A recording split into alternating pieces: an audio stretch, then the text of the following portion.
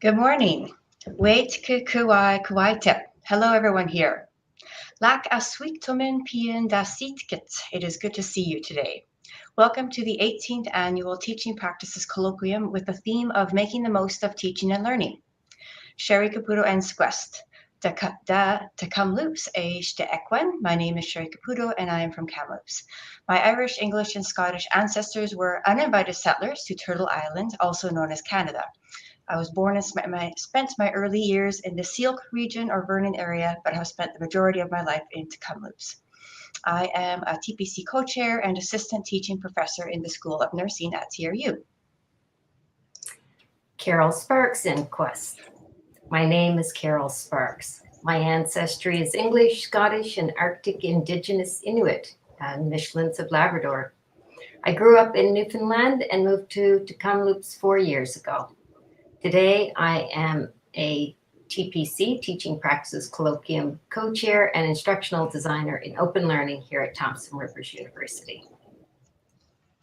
The TPC started in 2004 and originated to strengthen ties between colleagues of different disciplines at TRU, as well as to share ideas on teaching and learning amongst one another. The TPC committee is proud to build on this tradition and has worked hard to bring together another virtual TPC event.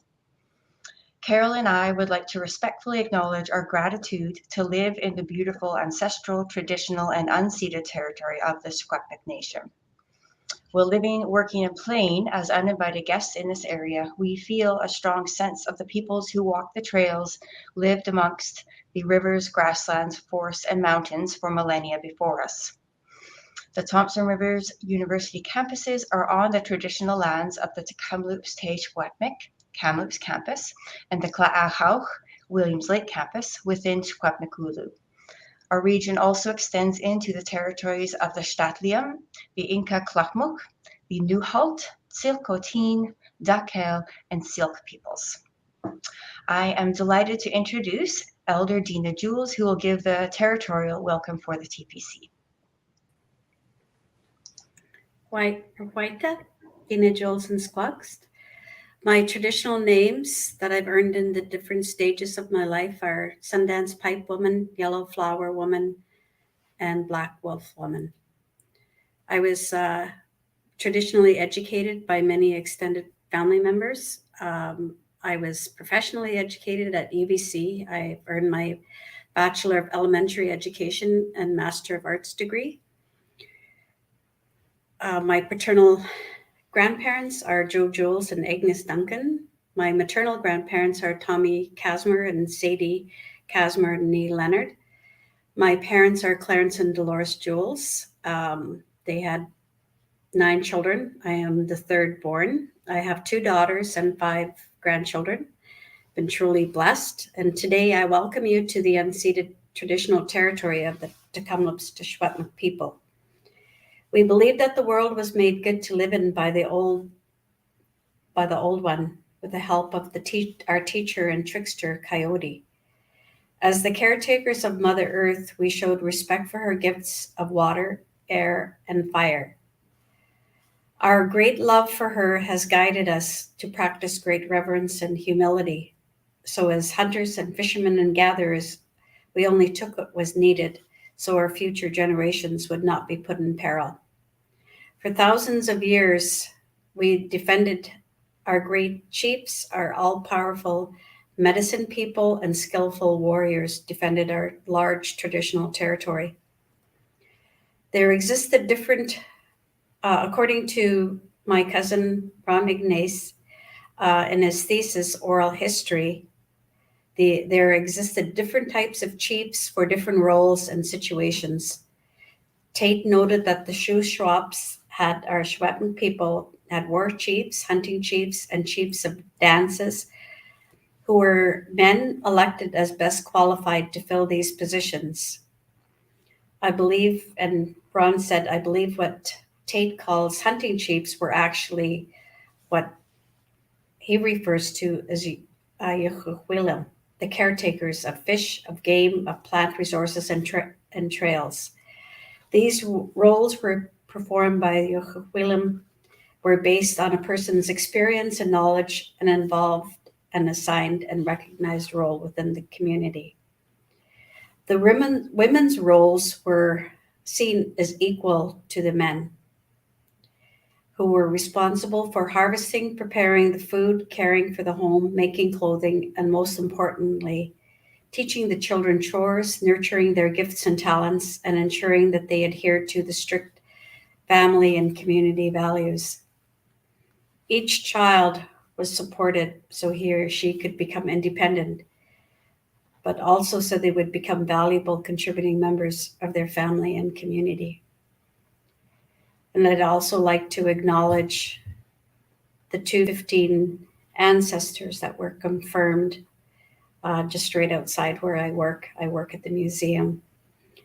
And just want to state that every child matters. I think there's been close to 10,000 children that have been found in the graves around the residential schools. So I pray for the lives of these young ones lives that were taken too soon, and for the families that were left behind. It's really tough for us residential school and day scholar survivors. So today I pray that the Creator will open up your minds so that you may give and accept wisdom. I pray that He'll open up your eyes so that you will truly see the beauty in all of creation and always look for the goodness in others. Pray that He'll open up your ears so that you will show respect to the speaker and truly listen and understand what is being said. And I pray that He'll open up your hearts so that you may give and accept love unconditionally, especially to our children, as each and every child deserves to be treated with dignity and respect. And when you open your mouths to speak, I pray that you'll speak honestly and truthfully, but you'll always take a few moments to make sure that your words will bring people up and that you will never put people down. That's not our right to judge anyone. And I pray that the Creator will go through your whole being and open up all your senses so that you may truly experience life as the Creator wishes you to on this day. And I'll just leave you with these words from Gandhi, because I truly believe, and I try to adhere to these words, to be the change you wish to see in the world. We've got so much to learn from each other. We have to treat each other with kindness and respect and dignity. Oh, Cookstacha, as I say with all my relations. Thank you, Elder Dina, for your wise and considerate words. Thank you. Next, I'd like to introduce Dr. Brett Fairbairn, the TRU president, who will provide the next welcome. Waitkpa. My name is Brett Fairbairn, and I'm President and Vice Chancellor at TRU. Thank you for allowing me to join you this morning and to open this exciting and meaningful colloquium for teaching practices. I note that this is the 18th year for this event at TRU, which is an incredibly long run. It's a testament to the value that this event brings to all who take part, and I especially want to thank the organizers for making it happen. As it was last year, this event is being held virtually. I'm sure we would all have preferred to meet in person for this kind of learning and development, but it seems COVID isn't entirely done with us yet, even though I know we are all well done with it. Perhaps we can be in the same room next year, instead of all gathered around our screens. Before we begin, I want to acknowledge the timeless continuity of learners and researchers who've lived on these lands for untold millennia. We honor the Secwepemc, the ancestral people from whom and under whom we learn. Thompson Rivers University campuses are on the ancestral lands of Tecumloops to Secwepemc for our Kamloops campus and Taachalch in Williams Lake, both within Secwepemc-Coolooch, the traditional and unceded territory of the Secwepemc. The region TRU serves also extends into the territories of the Statliam, the Inklakatmuch, the Tsilcotin, the Nuhawk, Daketh, and Seilks. This land and these places inspire us to be curious, to be respectful, and to explore the interconnectedness of all things.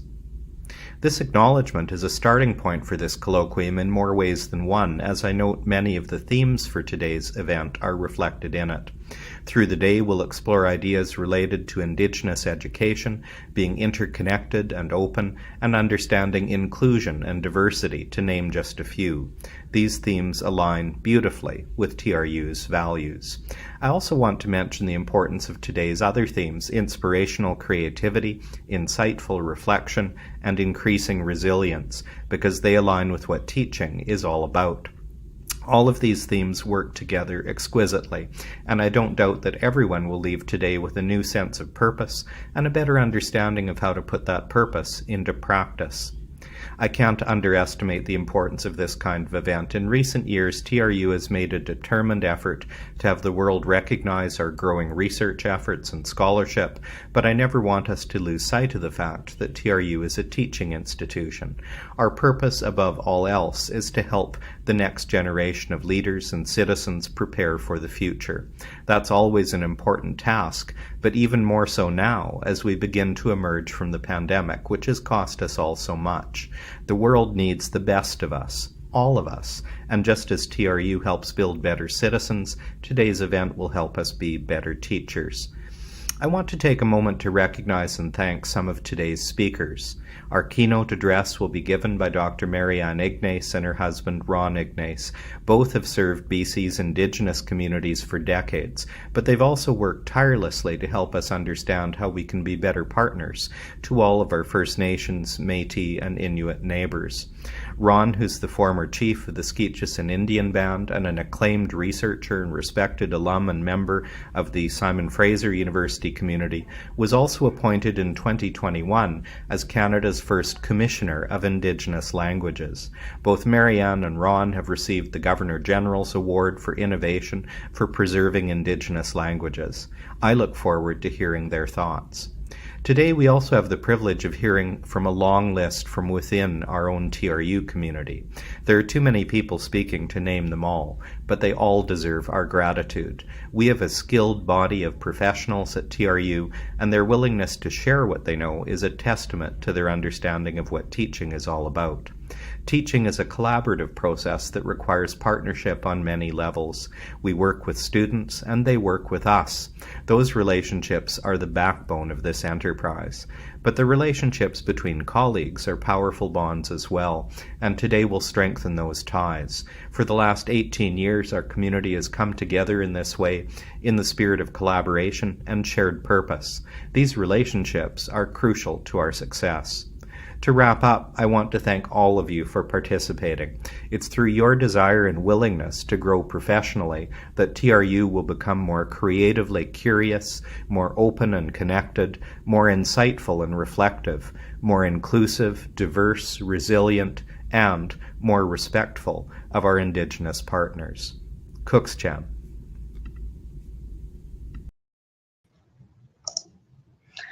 Thank you very much, Dr. Fairbairn, for your words and your welcome to get us started today. Lastly, it gives me great pleasure to introduce Dr. Catherine Dishke-Hansel, who will also give a welcome. Catherine is the director of the TRU Center for Teaching and Learning, otherwise known as CELT, and I'd like to acknowledge that CELT is the primary funder of the TPC. Wajik Kwajik, Catherine Dishke-Hansel in Squest. Hi everyone, my name is Catherine Dishke-Hansel and I'm the Director of the Center for Excellence in Learning and Teaching. Though this is a recording, I wish to offer my thanks to those who have spoken before me and offered their wisdom to this community already. As I'm following other welcomes from people who have deep roots and important family connections to the traditional stewards of this land, I would like to offer my own personal acknowledgement as a guest in this territory. I acknowledge with deep respect the Secwepemc peoples on whose territory I currently live, work, and enjoy with my family. The lands of Secwepemc Ulu are and have always been places of learning, teaching, and community. I am an uninvited settler on this land and wish to offer my gratitude to the peoples who live on and who have cared for this land since time immemorial. I wish to acknowledge as well that I was born on and I spent most of my life living on the lands shared by the Erie, Neutral, Huron-Wendat, Haudenosaunee, Anishinaabe, and Mississauga peoples. This is located on the Grand River between the Great Lakes. That's also a place I still call home. As we move towards the keynote speakers, I'd like to first offer my sincere thanks to the organizing committee for the hard work that they have put into organizing this year's Teaching Practices Colloquium. After such an incredibly successful event last year, perhaps it's a bit gratifying to put that hard work to use again in this second virtual offering. No knowledge wasted. I can say with certainty the program looks wonderful, and there's many sessions I'm looking forward to attending as always. It's also so gratifying to see the number of sessions where faculty have the opportunity to reflect on the lessons they've learned over the past 2 years.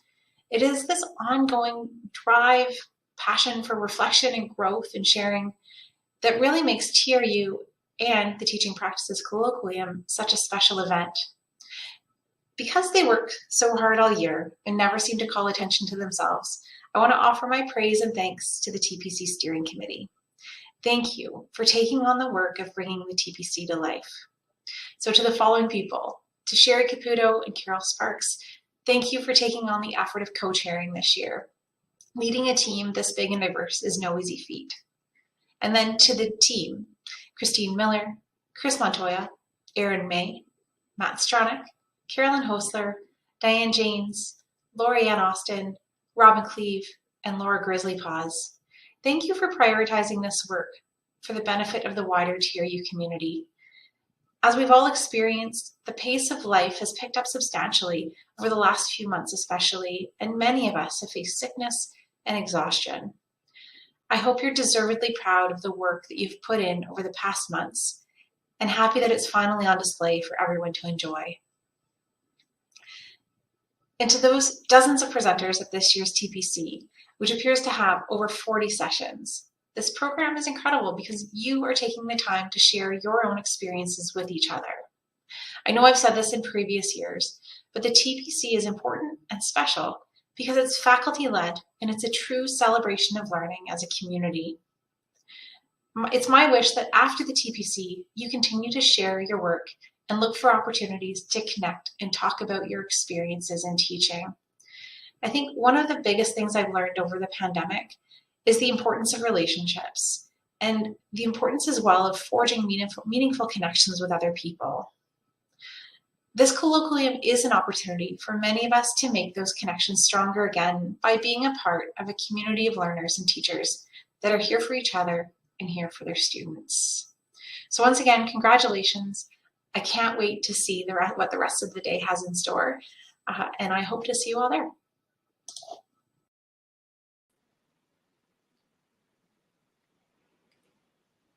Thank you, Catherine, for the warm welcome for the TPC.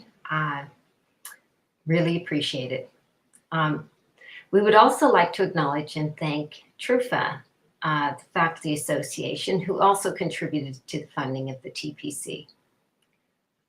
It is with great pleasure that I introduce our keynote speaker today, Dr. Marianne Ignace. Originally, Dr. Ronald Ignace was also going to be one of our keynote speakers, but he recently let us know that he couldn't participate today, but wished us success with our day.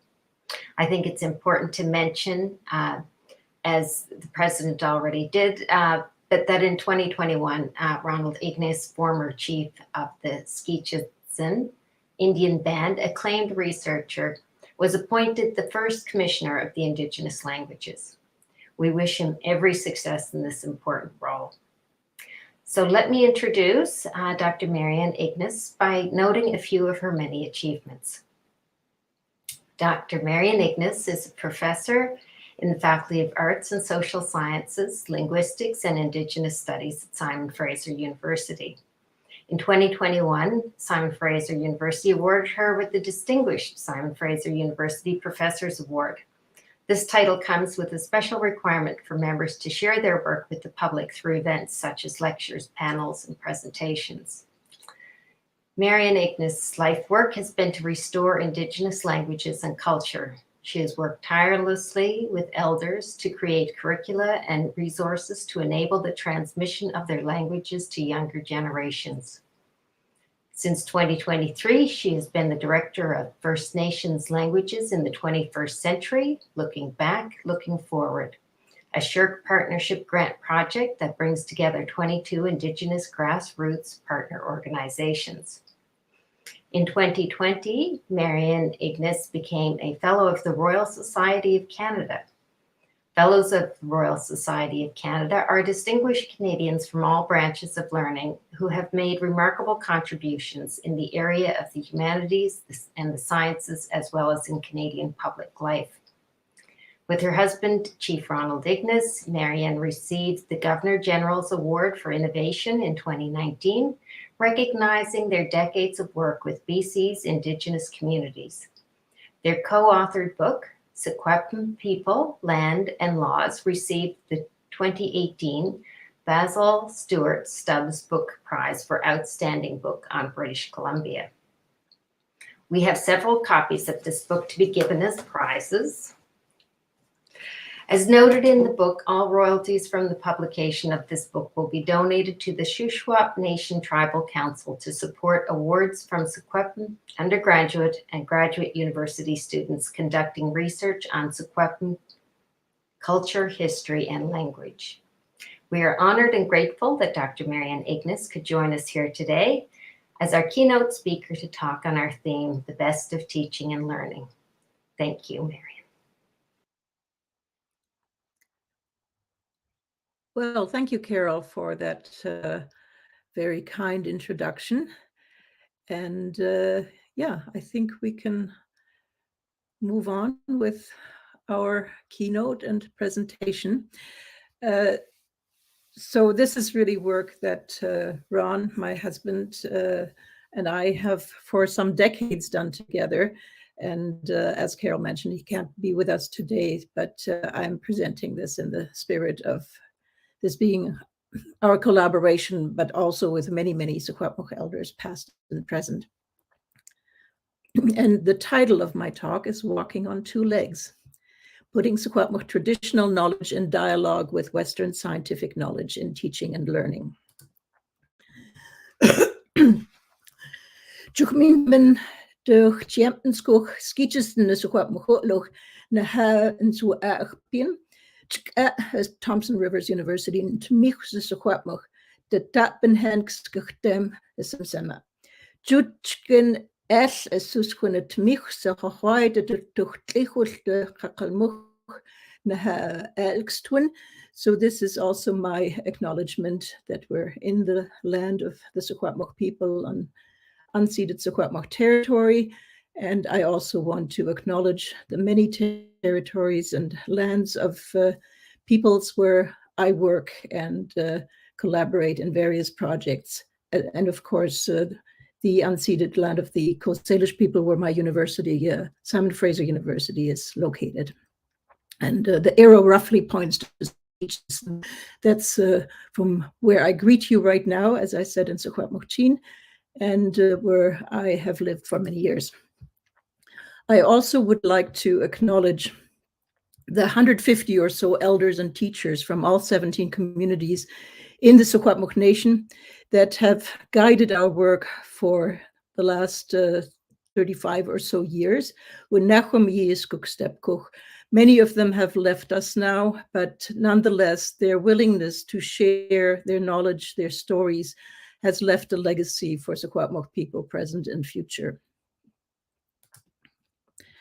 And I want to just in acknowledging Ron's collaboration in this, also point out that the kind of knowledge in Secwepemc, our language, that he acquired as a child came from his great-grandparents, Sulian and Edward Ignace, who raised him into the language and, of course, into all the facets of culture on the land. And they were born in the late 1870s. So they really were just a couple of generations removed from the time when the very first Europeans came into the country here. I think Carol's done a wonderful job already introducing me. So I am currently distinguished professor in the Department of Linguistics and Indigenous Studies at SFU, and direct the Indigenous Languages program. And I have lived in Skitchison since the late 1980s. I have done collaborative research with all 17 communities since 1984, including the documentation of Secwepemc, story work, history, ethnobotany, and ethnoecology, and Indigenous laws. Going back before that, as a still very young person, I started research in the Haida community in the late 1970s, which has continued to the present. And I'm very honored that back then, my adopted mother, Sadlene, and uncle Lana Stung adopted me into the Yahkolanas Raven clan with the name Gulkilkat that I still carry.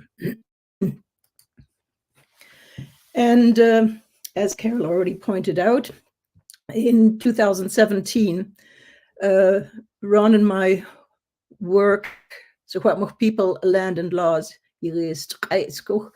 was published by McGill Queen's University Press. It is a tour through 10,000 years of Secwepemc history and took 30 years of writing, which is a long time, or 10 years of writing, 30 years of research. And we're really proud that in the process of writing and rewriting and fine-tuning, we workshopped it throughout our communities here. And we also had 3 collaborators, Nancy Turner, Mike Russo, and Ken Favorhold. And the work itself was sponsored by the Shuswap Nation Tribal Council. Ron has referred to it as our 3-legged stool. It presents the knowledge about Secwepemc history, stories, for the purposes of our own people, because so much damage has been done throughout the many, many years of residential schooling and the way the language, the culture was oppressed, and we're not over that legacy. So it's a way to bring that back. It's also a way to educate the non-Indigenous public about Secwepemc people, land and laws. And last not least, it lays out the evidence, if you want, for Secwepemc title on our lands. So I want to start out with the way in which Secwepemc territory came into being, into existence through processes of geological change, climate change, at the end of the last, the last ice age, that made this land inhabitable for humans. And we can still, in our landscape, see those claw marks from the glaciers melting and rushing down and the floods they produced. And so I particularly want to bring this up because it shows that resilience, building resilience, and changes in climate and landscape are nothing new to Secwepemc people. There were vast periods of climate change that precipitated environmental changes in the past, and that happened from deglaciation 13,000 to 10,000 years ago, the breaking of ice dams and subsequent floods, and cataclysmic events that the first people, the ancestors of the Secwepemc, survived and adapted to.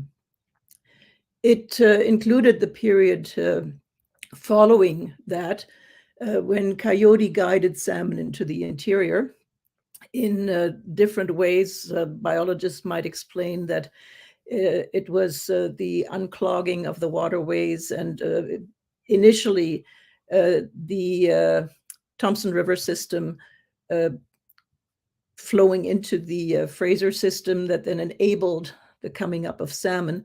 But according to the stories of the ancestors, it was Sklep that had his hands in that, but also in a way to create kinship and relationship with the Wutemtgumch while guiding the resource of salmon to feed people into the interior. Times that also affected the lives of the Secwepemc ancestors were the changing climates around 11.5 to 7,000 some years ago. When James Tate, the ethnographer, in about 1900, asked Secwepemc elders, what were you told about the very beginnings of life, of your ancestors' lives in this country.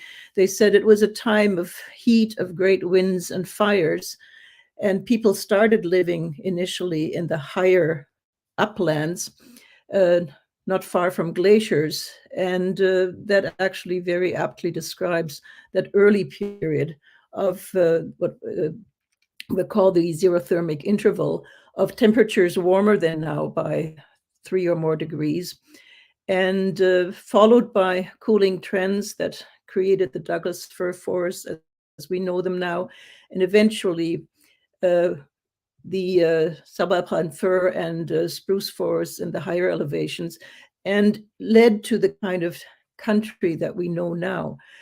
Throughout that period, though, people had to build resilience to change. We're in a different period now of human-caused climate change, but nonetheless, we need to look back at that period, that long, long period of 10,000 or so years, to also recognize that the ancestors of the Secwepemc adapted to and survived sometimes very trying times.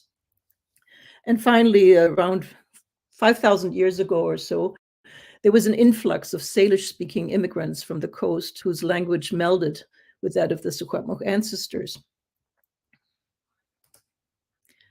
And yeah, these are just some additional slides from that breaking of the ice dam, Skelep guiding the salmon up the rivers in a storied way, as Secwepemc people told it for many, many generations. And in fact, the place where he broke the ice dam that was held by two Tquil medicine women near Spence's Bridge is actually in exactly the same kind of place that geologists tell us a large ice dam broke and spilled about 25 cubic kilometers of water in a huge flood down the river. Oops, I went too fast. And so what we've done in Secwepemc People, Land and Laws and some other publications is we have set those stories about the coming into being of the land, the ways in which the ancient ancestors interacted with animals, with plants, with forces that were sometimes adversary. So we've set them into dialogue with Western sciences, paleoecology, geology, archaeology, historical linguistics, to arrive at a picture of these are from different kind of perspectives and views, ways in which we can explain the past. And of course, it was during that many thousand-year history that the current landscape that we know as Secwepemc shaped itself.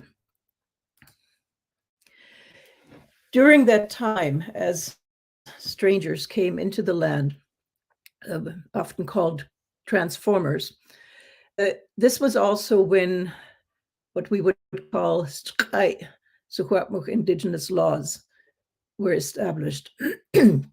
And as the story goes, as the coastal transformers approached, Coyote sat watching.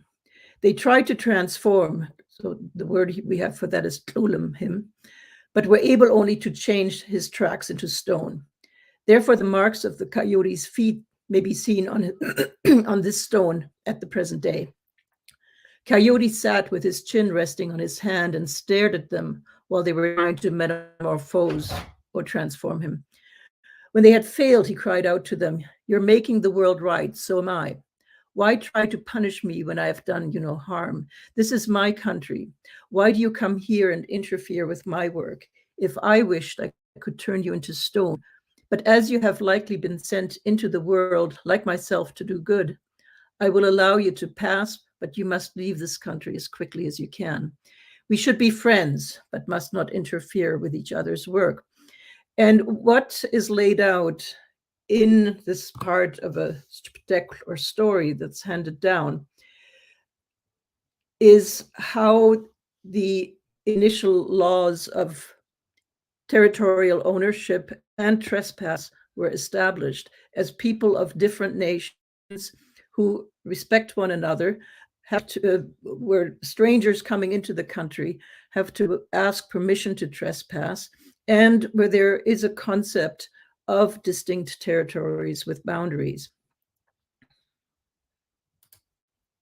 And some of those boundaries existed for thousands of years with markers. This one here is a boundary marker between Secwepemc and Besrechnum or Zilchotin territory on the other side of the Fraser. And we have numerous other ones at the boundaries of Secwepemc territory with other nations. And so it's in that process of people defending boundaries, of interacting with others, and also creating alliances on the basis of kinship, that the boundaries of Secwepemc some thousands of years ago began to form themselves and shifted over the years as there were further interactions and sometimes warfare.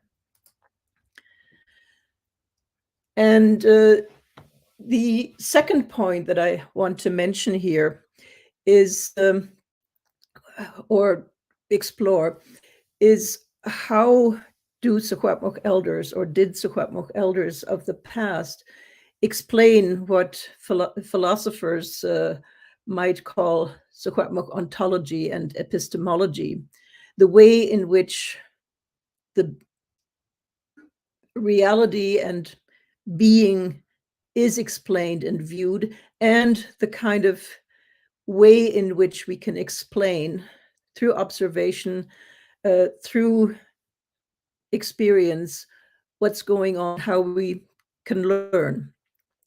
Our elder Nellie Taylor from Skeetcheston here, she said many years ago, I think this was in '94, when we recorded this with her, she said, a long time ago, Secwepemc people looked after the land and all the animals and plants, everything in it.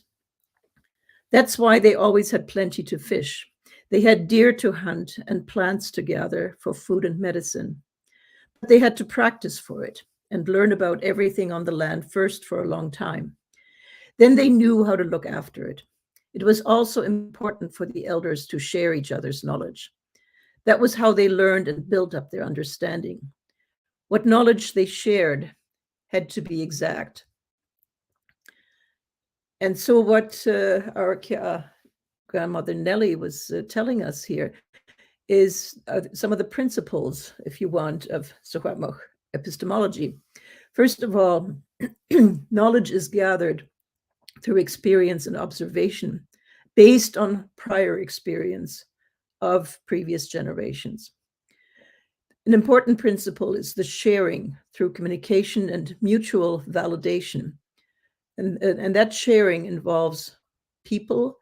It involves the places, events, deeds of present and past people that are communicated about. And there is this sense of reciprocal or relational accountability among all sentient beings on the land that includes humans. So humans are responsible to not only other humans, but also to all creatures on the land. So it factors in something much larger than humans as being the only ones who can say something about this. And finally, the principle is etzchem, that in order to gain knowledge, you have to practice. And another term that's really important behind that is the concept of tlchamuilch. Elders often translate that as when somebody comes to their senses. It comes from the term tlachem, which is building knowledge, coming to know, clear-mindedness as an ongoing process. And our elder Daniel Calhoun actually called it tlchamuilch ntmichskuch. So it always involves land.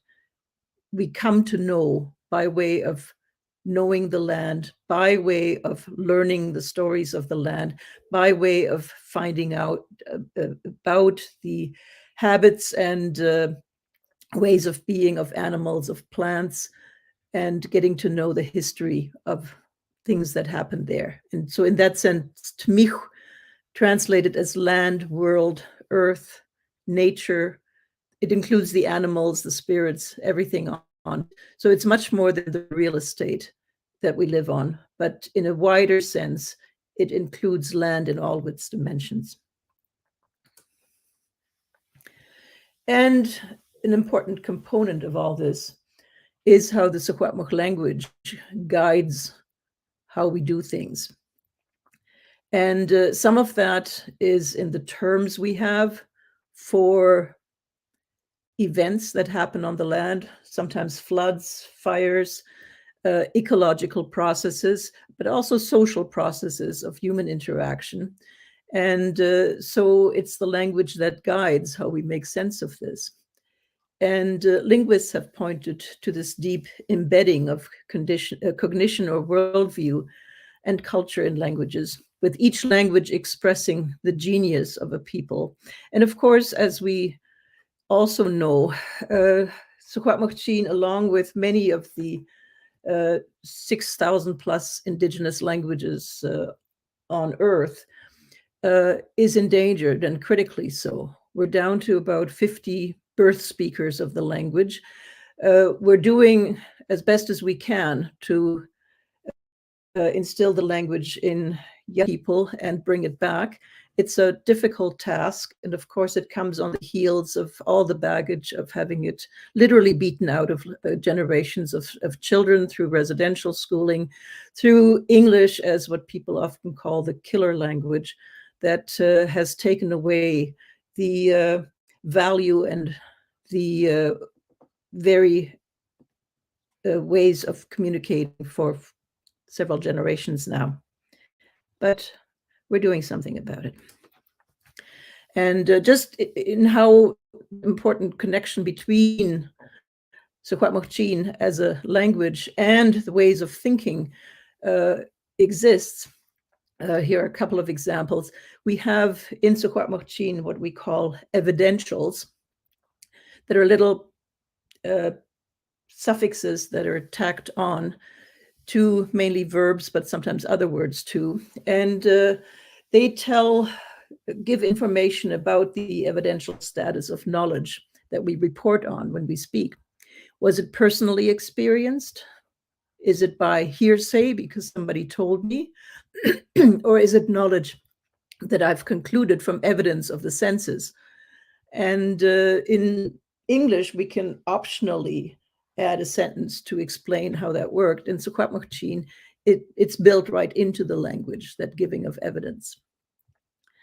In our personal pronouns, this comes out each time I speak to others as either talking about things I'm doing, I did, will do, or things that are mine.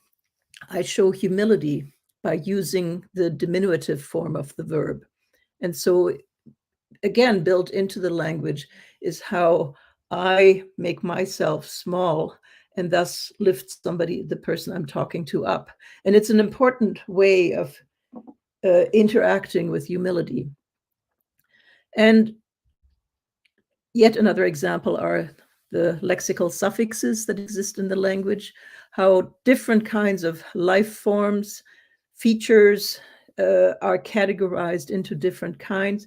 The bodily forms, the shapes of the human body are actually metaphorically inscribed into the landscape as geographic features.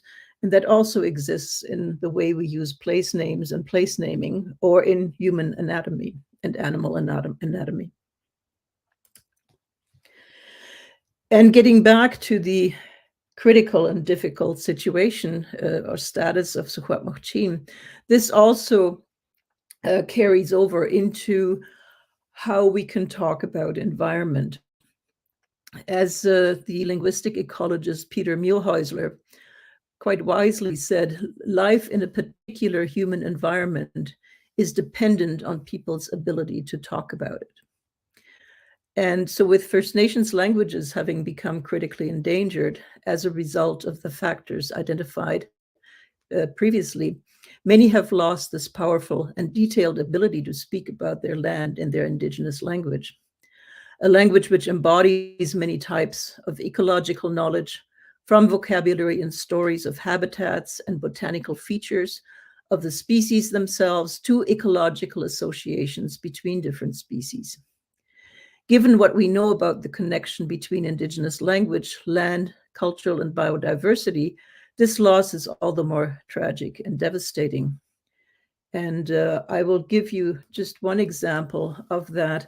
I've been doing work here with the elders in my community in Skitcheston for the last dozen or so years. Some of it has involved place names and what they know about ecology, about processes on the land.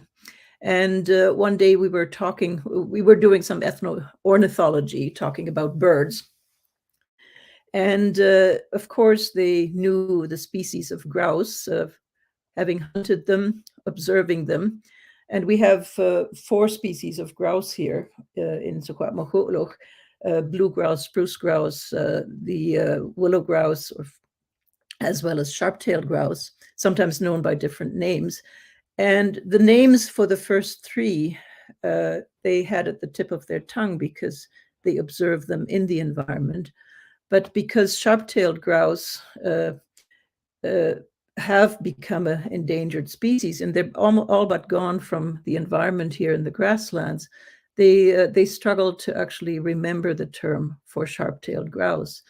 And so it shows you this double whammy, if you want, or triple whammy of environments changing, the language becoming endangered, and then you can't name the things in the environment anymore because both the environment has changed and the language has gone down.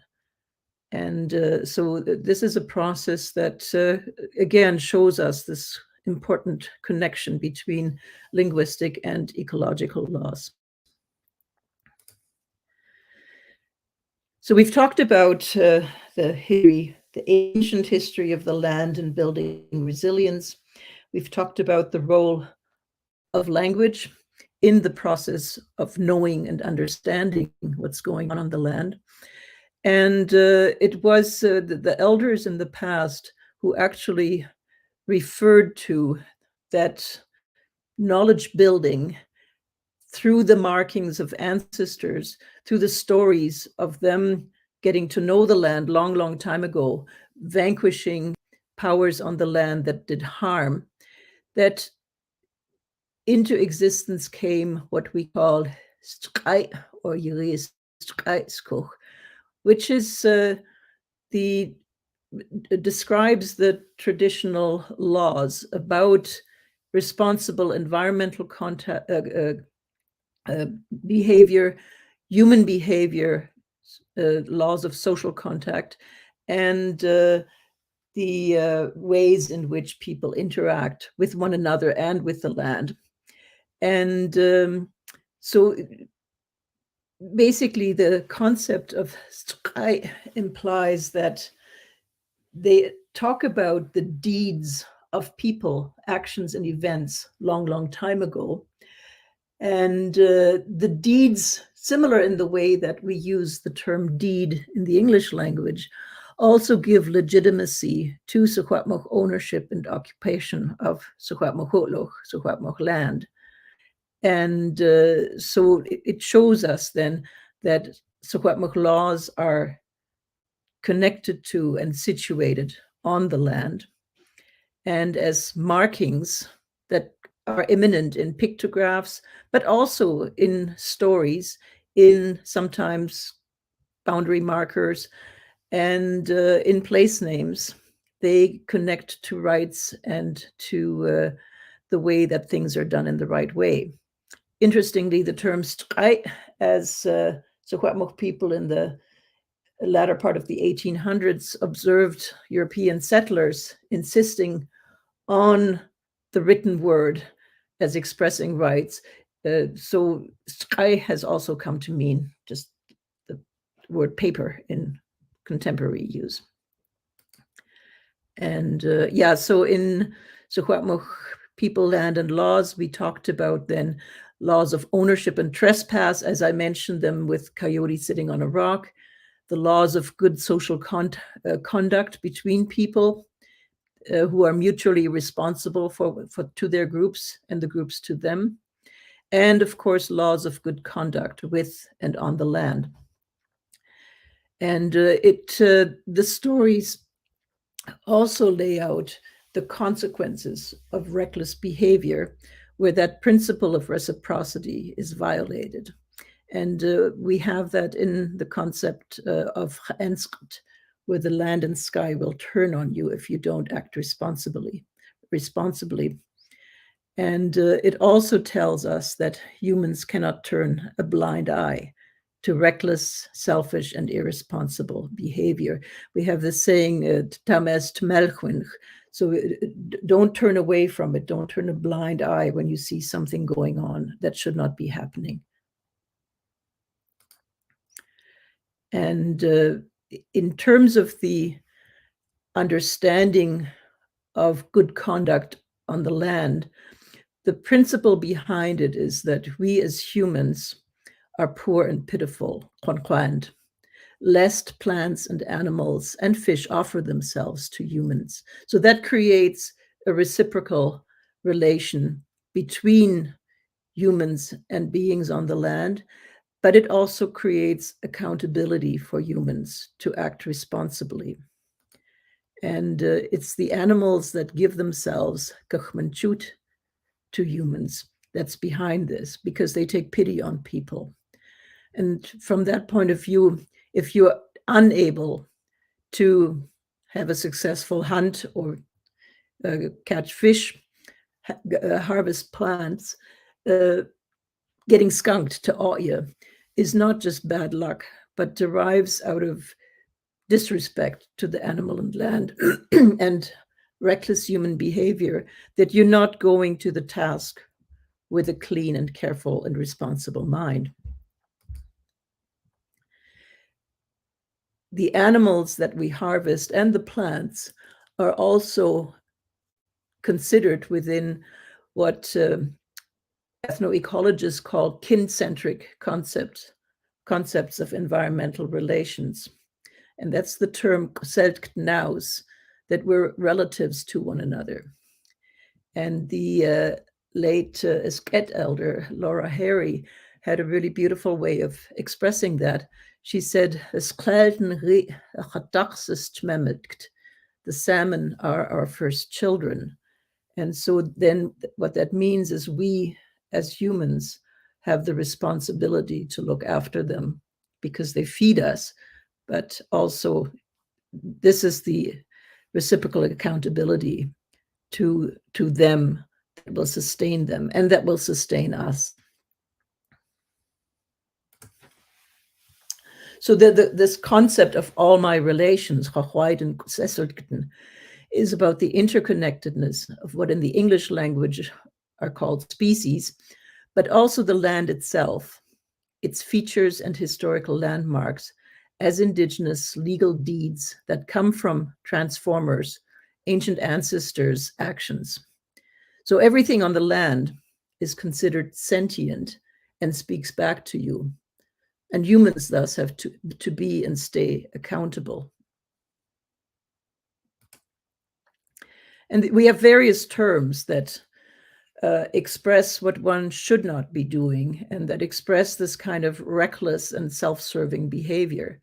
So yaoyut is being a nuisance, not minding that reciprocal accountability to other humans as well as beings on the land. I've already talked about Melchman. It's our responsibility to take action instead of turning a blind eye when reckless and irresponsible things go on. It's not a good thing to go begging or freeloading, as opposed to being able to autonomously look after your needs. So it's no good to be a burden to society. And likewise, a person who acts stingy, or violates those kind of norms of accountability, looking after one another. And you can't refuse others.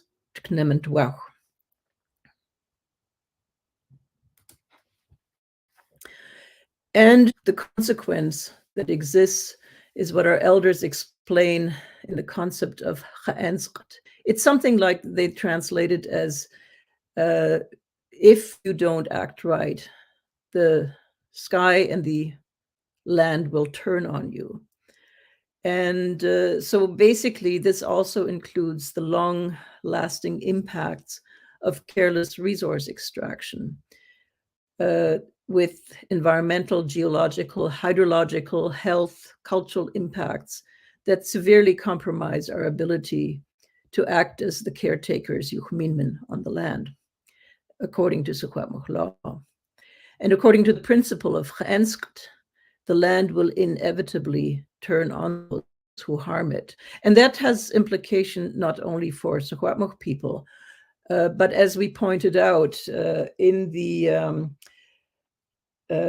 issue around Piepsel or Jacko Lake, where KGHM, a mining company, wanted to establish a mine, the responsibility is on Secwepemc people to point out that this reckless behavior is against our norms. But the responsibility also lies with the resource developers or those intending to do that, to not act recklessly out of economic interest, but to take care of the land. So it also means that guests who come into our land and irresponsibly harm the land are in deep violation of the obligation they have to our land as guests.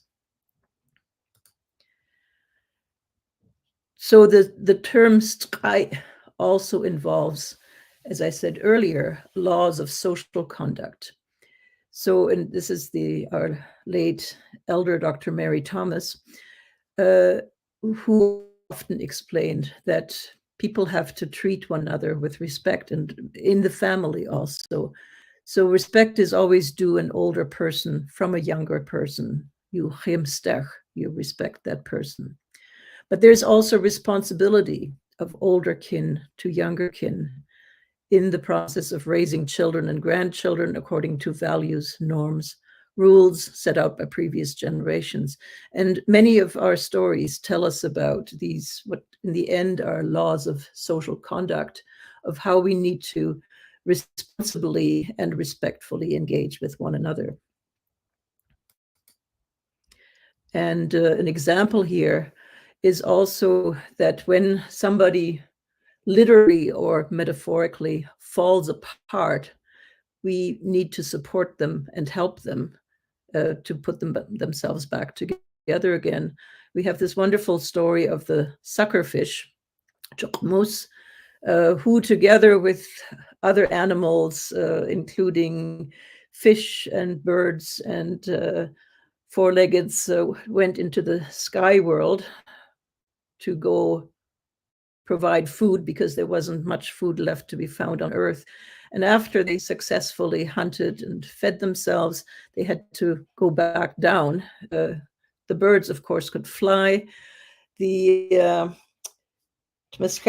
four-leggeds could jump, but the fish had to dive down back to the human world. And in the process of that, some didn't land so well, and that included Tchmos, the suckerfish. But his friends and relatives all pitched in, and they put him back together by donating pieces of themselves. In fact, when you boil a suckerfish and look at the bones, you will find pieces of other animals in the bones, an eagle feather and a bison skull and pieces of birds and so forth. So those are the evidence of the reciprocity and help. And they eventually wrapped him in a fishing net, and somebody donated a part that wasn't their mouth to become his mouth, and restored him back to life that way. So it involves the principles of mutual support, of social welfare, of caring for one another. And it also involves the principles of what we call knuchentuach, helping one another, and chiemstuach, honoring one another, respecting one another. And we express that in the story of Skulpachen, porcupine, as the principle of collective sharing of knowledge, information, and skills, as opposed to jealously guarding one's own. This is a story about two different groups of people, the Swan people and the Elk people, being at odds with one another, fighting one another, trying to outdo one another, trying to copy one another, and it just didn't go so well until finally the chief of the Swan people sent Skulpachen, porcupine, across the mountain to make a peace offering. And so they eventually met and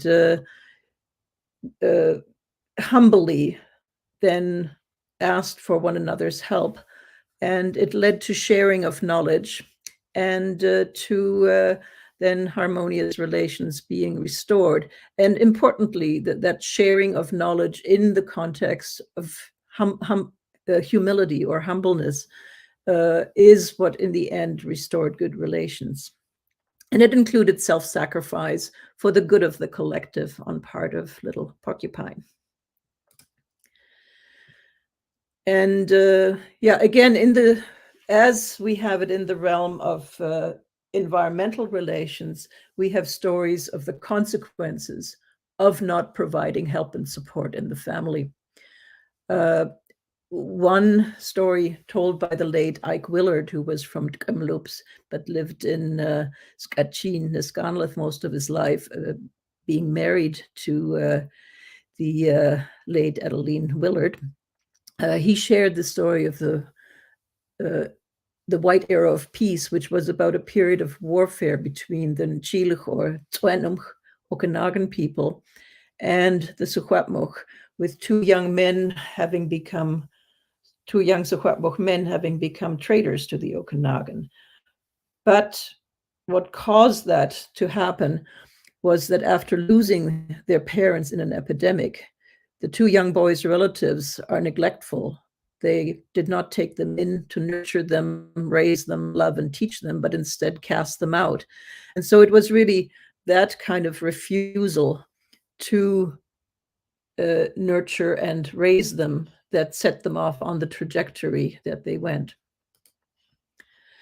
So yeah, this is a diagram that kind of shows how all this in its many different dimensions works, and through the kind of knowledge that's in oral histories, in the way we classify species, in the ceremonies and customs that we have, the everyday talking about environment, about social relations, and the kind of learning on the land that goes on about experiential learning, understanding ecological principles, doing environmental modification through the very ways we harvest resources, and adapting all that to changes on the land, so that we have what we call traditional ecological knowledge and wisdom, which is in turn embedded in Secwepemc law, which is where those two arrows are roughly here, that then can guide us on what we need to do in knowledge building, but also in practice. And I won't go into this here. As I said, stories often underscore those kind of environmental relations.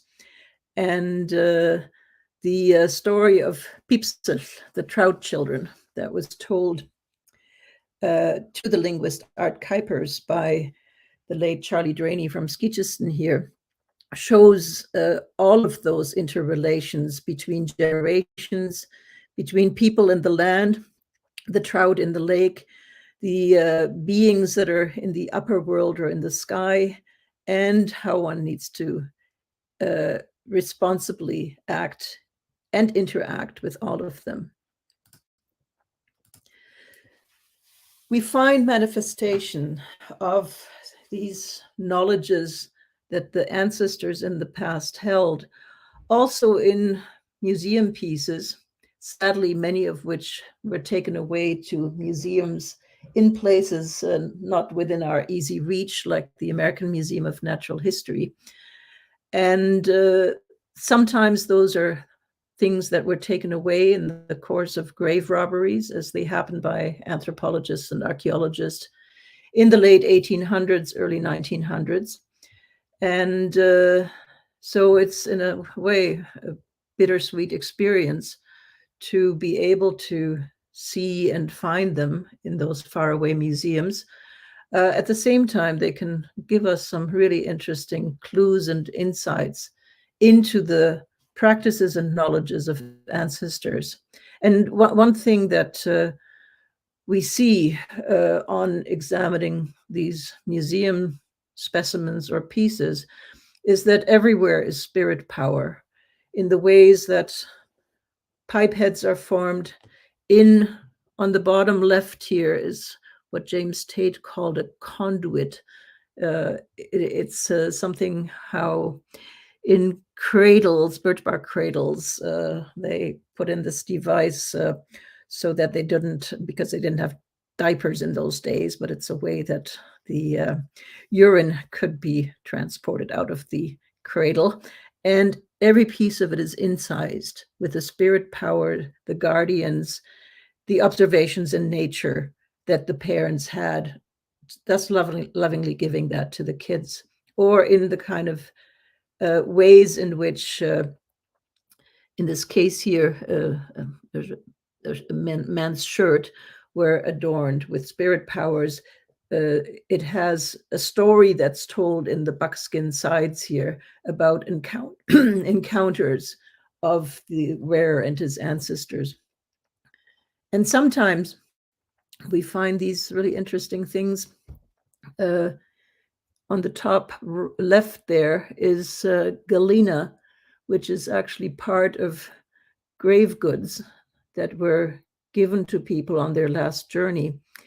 And the inclusion of galena in grave goods is kind of really interesting because it acts, in good part, it's lead. So it interrupts electromagnetic power and sends it back. Whereas mica, which is also often used as a grave good, basically just stops it or interrupts it. And we have our cultural hero, Tlisa, one of the transformers, wearing a shield of mica as he approaches a supernatural being. And you kind of wonder, how did people find out about that? How did they learn about that? So those are the different types of knowledges connected to practices. And as we are coming to a close here, I just want to give you one example of what we can do to restore some of that incredibly deep traditional knowledge on the land.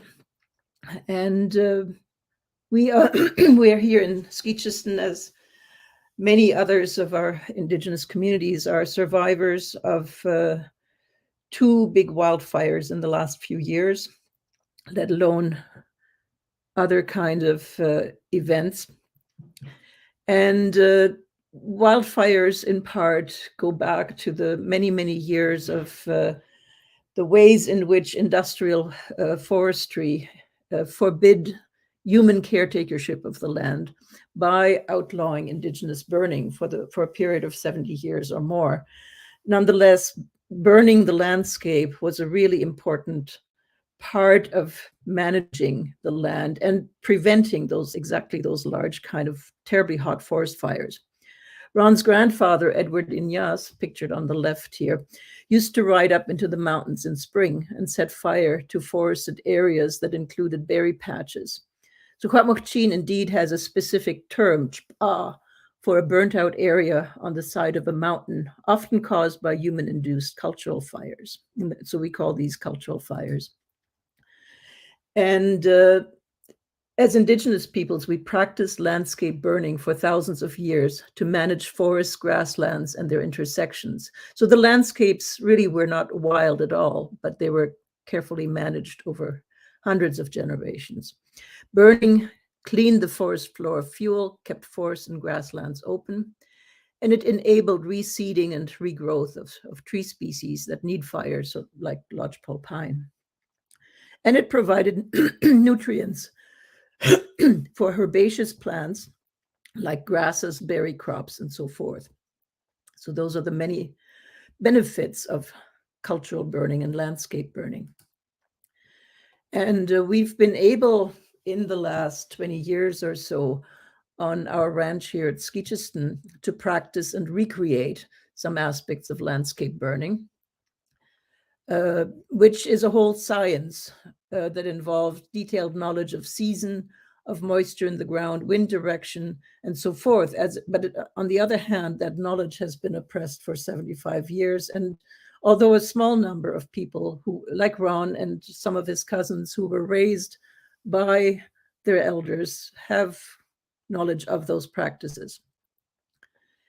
And as I said, it was criminalized for many years in the early decades of the 20th century, and until recently has been regarded as not the right thing to do.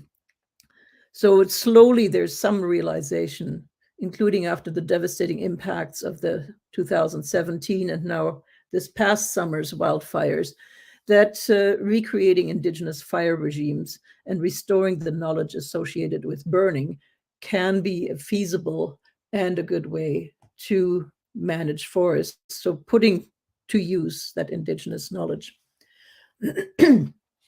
We've been working with Dr. Laurie Daniels from the UBC Faculty of Forestry, who has carried out some really interesting projects that put together the Indigenous history of cultural burning with lab science of studying tree rings and scars from past fires. And to answer the question, what was the relative influence of human history, local topography, and climate in driving these historical fire regimes, including cultural fires? And in an area at Vaso Lake in the Okanagan and Chilk territory, they sampled 148 fire scar discs and 430 increment cores from 43 plots, so lab science here, and reconstructed fire history on the basis of tree rings between the early 1700s and 2013. And the results are quite astounding. Because it shows that until the 1860s, the vast majority of fires were cool fires in the spring and fall seasons, so anthropogenic fires, and the forests were kept more open that way. It was after about 1862-63 that the use of human fires went down, and that was, of course, the time when 2/3 or more of the interior Salish population succumbed during the smallpox epidemic. And it was after that then that industrial forestry and so forth took over, and then the cooler cultural burns became less and less. And the fires became more severe as they were no longer planned cultural fires. So the bottom line is, what we are trying to emphasize here, with coming back to the concept of walking on two legs, is that we want to, first of all, point out that there have been models of integrating Indigenous and Western knowledges and worldviews. And you may have heard about the concept of two-eyed seeing put forth by Mi'kmaq elders, or both ways management. And those are really important ways to engage Indigenous knowledge. Ron has put forth the concept of walking on two legs as practice and action-oriented engagement with Indigenous knowledge and Western knowledge to make change. But it's important that it's guided by an Indigenous worldview, which gives a moral compass, as I've pointed out, through principles of respect, reciprocity, and responsibility. And it could be a strategy of reclaiming Indigenous knowledge, Indigenous stewardship practices, and the Indigenous laws and principles that shaped them through 10,000 years of living in Secwepemcúlecw. And the important thing is also that with this kind of moral compass of respect, reciprocity, and responsibility, but connected to knowledge and ways of enacting that knowledge, it can inject the ethical and reciprocal Western science. It can inject those kind of concepts back into Western science. And of course, is also aimed at advancing Indigenous stewardship and restoration with Western science as an ally, but never putting Indigenous knowledge on the back burner. Okay, and we've done a little bit of this here through the Secwepemc Restoration and Stewardship Society, bringing back Secwepemc laws and mushroom harvest. And there's also an excellent report that the Secwepemc Restoration and Stewardship Society put out in early December 2021 on Elephant Hill around Secwepemc leadership and lessons learned from the collective story of wildfire recovery, which was authored by Sarah Dixon Hoyle and Sharjan, with the input of many Secwepemc community members, elders, and practitioners. So yeah, that's the end of my talk. Kuk stepkoch. Thank you so much, Marianne. It's incredibly interesting. I'm taking notes here, and I just want to open it up if we have any questions from our viewers. And I think John was going to share any questions that come in. So if you're watching and you have a question or an observation, we welcome it at this time. We have till 10:30, so we certainly have some time for questions. I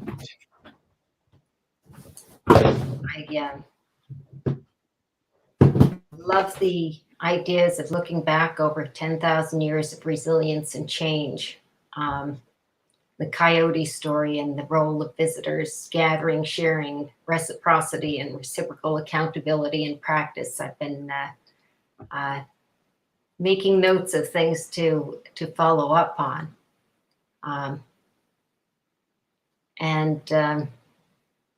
Yeah, I think when we look at the long-term picture, it helps us put the day in perspective. Yeah, the day's events in perspective in a long-term view. Yeah, so I know you had mentioned about the story of the trout people, but you didn't go into it. Is there, I think we have some time if you'd like to give us just a little overview of that aspect. Sure. So it's a story that takes place at a time when a grandmother, a woman, lives at a lake that through some sort of detective work, we actually identified as Jacko Lake. That's where the story takes place. And she is by herself because some kind of disease or disaster had happened before. She has no children. And so she decides to make herself a daughter as a companion and successor. She tries to make her out of pitch and tells the young girl, don't go sitting bathing by the lake in the sun. Of course, daughter does, melts. She tries it out of clay, and that doesn't work either. When it rains, she also kind of washes away. And then I think she tries stone, but the girl sinks in the lake.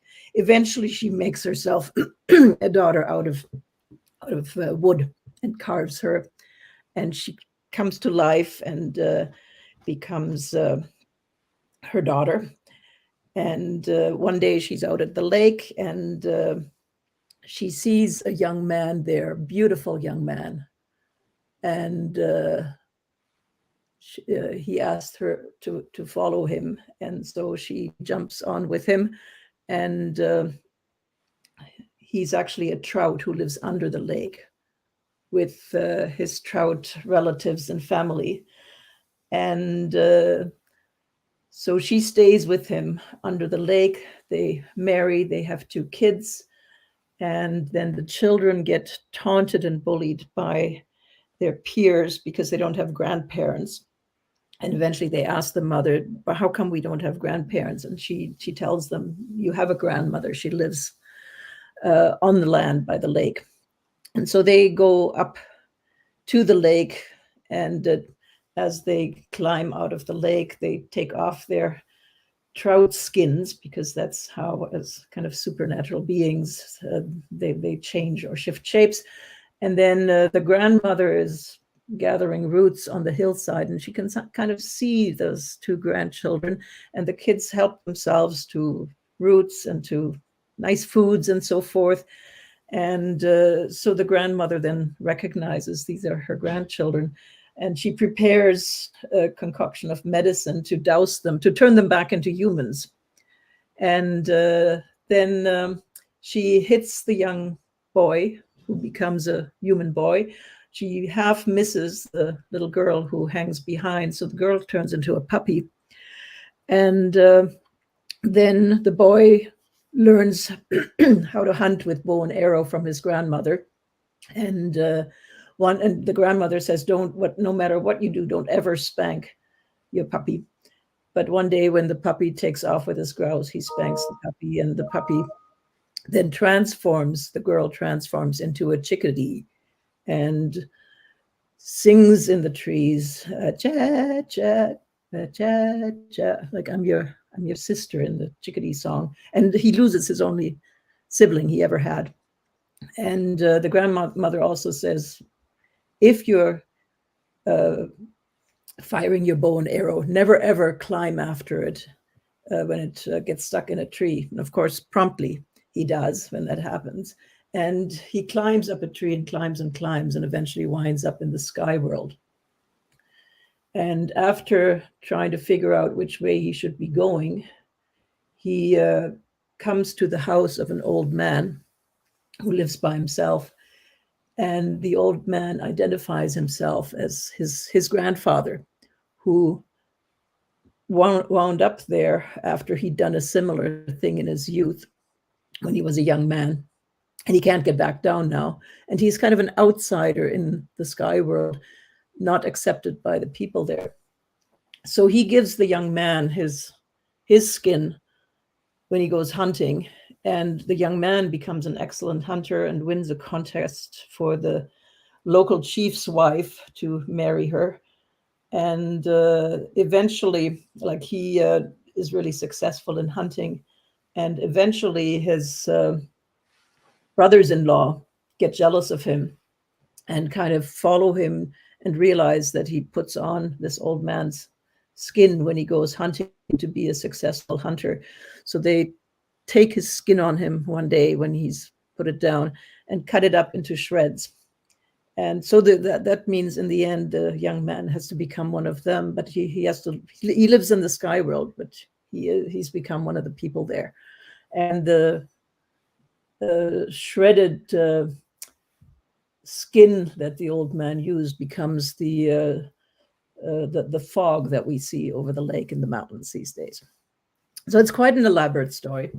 And when you look at it closely, it has all these interrelations between the human world, the world in the lake and below the lake, the sky world, between the different elements in the water cycle and so forth. It includes all the relationships between generations of mother and daughter, grandmother and granddaughter, grandfather, and the responsibility to the plants and the animals that we need to enact and show.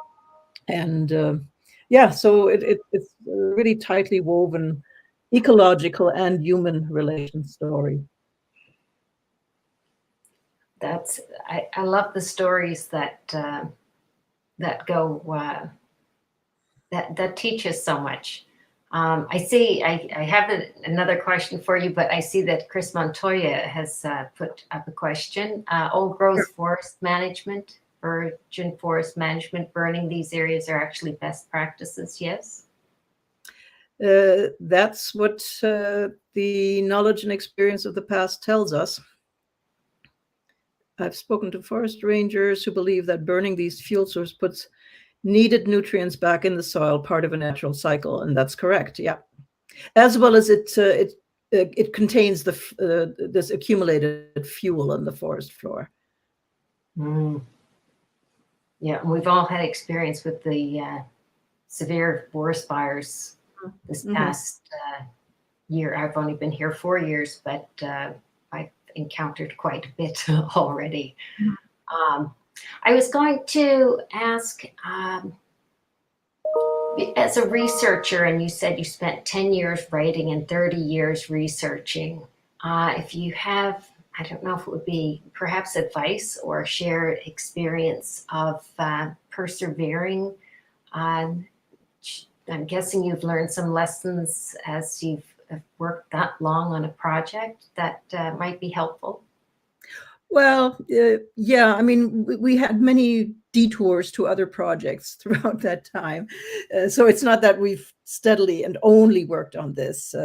I've worked by myself as well as with Ron on other kinds of publications and research projects and so forth. And of course, my work on languages.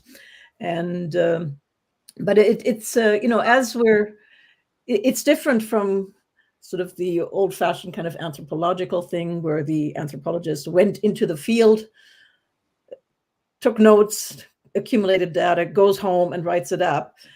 We live among our elders here and are continuing to be fortunate to work with them to document knowledge. And so there's always something that you might find out the next week that will enrich and enhance what you've already written about. So that's a real temptation. And it's a good one. But at one point we had to say, okay, there's another book on the horizon down the line. This one needs to get out the gate. I could certainly appreciate that. That's great words of encouragement for someone to clue things up and let one thing end and before another begins.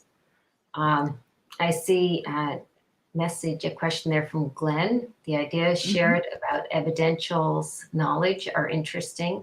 How do we bridge this gap with our students that sometimes exists between the Western tradition and the Indigenous ways of knowing?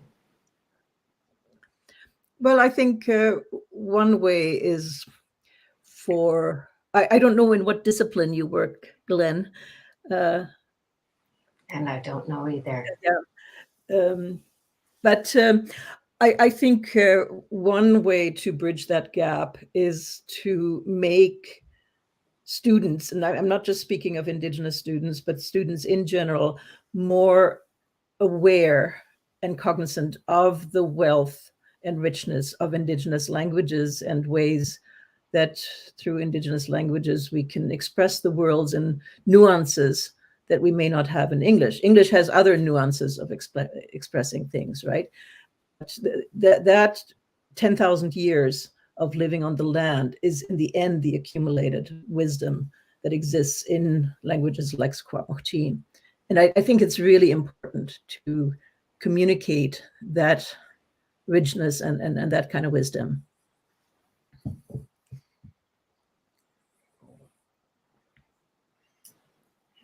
Thank you very much, Dr. Ignace. Your presentation is very revealing. May I ask to learn more about how I would use relevant Indigenous stories for molecular evolution class? Okay.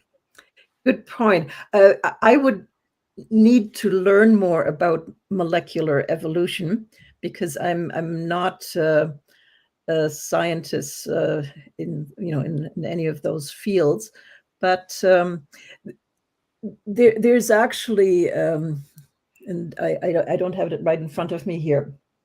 There is or was a well-known physicist who was actually Navajo in ancestry, and one of the very few in sort of the 1960s, 70s who rose to the field of quantum physics and so forth. And I don't have his name down right now, but I can easily find it. And he's sort of on record as saying the molecular movements that we describe and find out in quantum physics, they're really, really hard to express in the English language as continuous movement, as opposed to things. And he says, I can speak about them a lot better in Navajo because the language is based a whole lot more on verbal interactions than sort of reified things. And I've always thought that was a really neat statement. Actually, that reminds me, I was in a statistics class and I asked the instructor what something he had written on the board meant. And he wrote it out again, I think. And I said, no, in English. And he said, oh, you can't say it in English. That's why there's math. And I was like, oh, okay.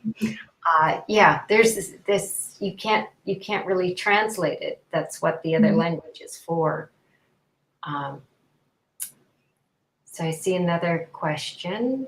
Do you have any stories that I could learn and be able to incorporate Indigenous ways of knowing in evolutionary science? It looks like people are, of course, trying to learn how to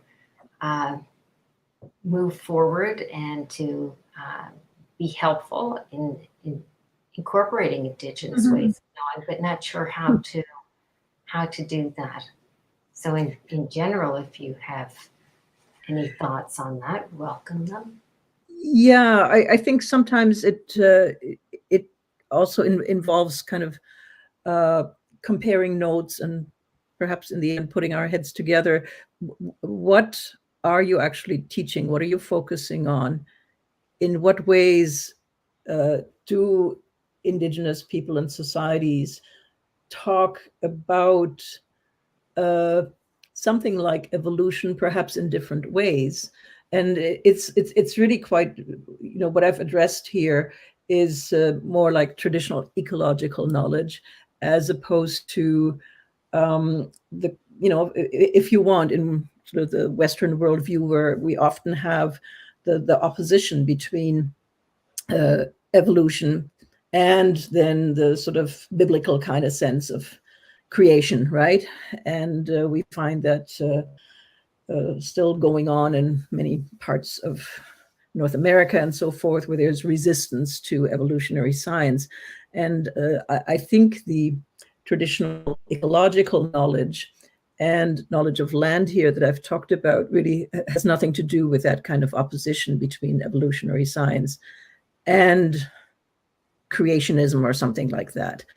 But it's really more about the detailed knowledge that we can pull together between stories and between different sciences of how people lived on the land for many years. And before that, there were other things that happened.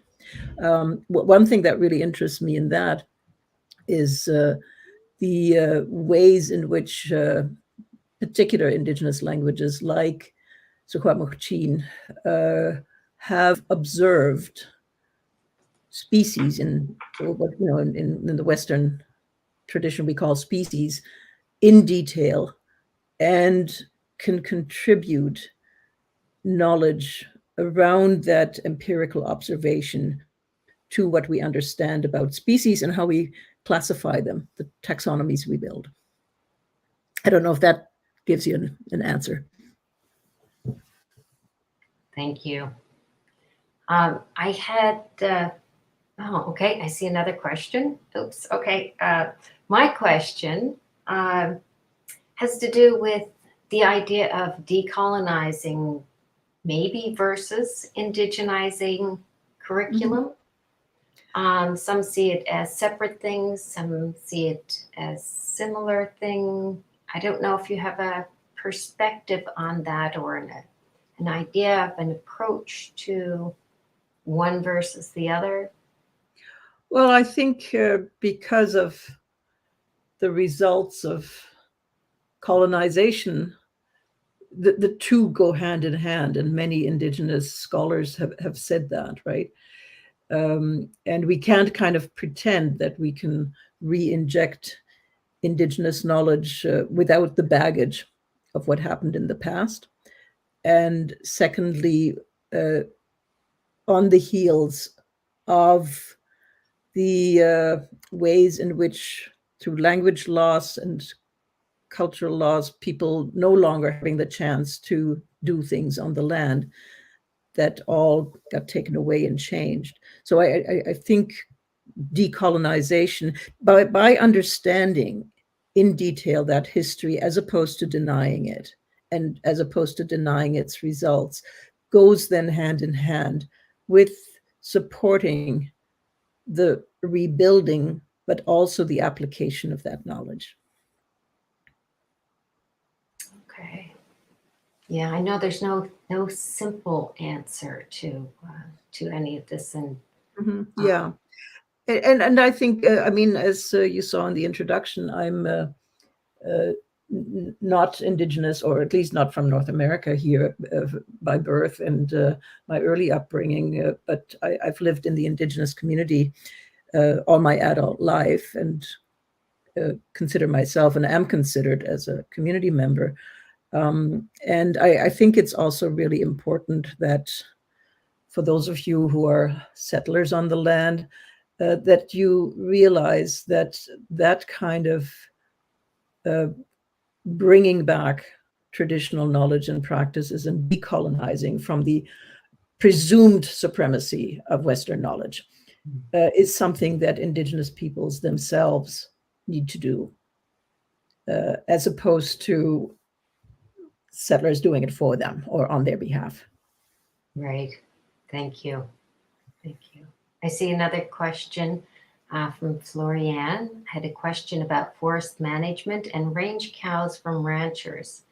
Are there existing ways of knowing between Western and Indigenous peoples? I see the range cows as damaging the natural growth of forests, as they are moving the cows to the seasons that have the best growth for food, which is great for sustainability with the ranch cows, but wonder if it goes against the reciprocal needs of wild animals.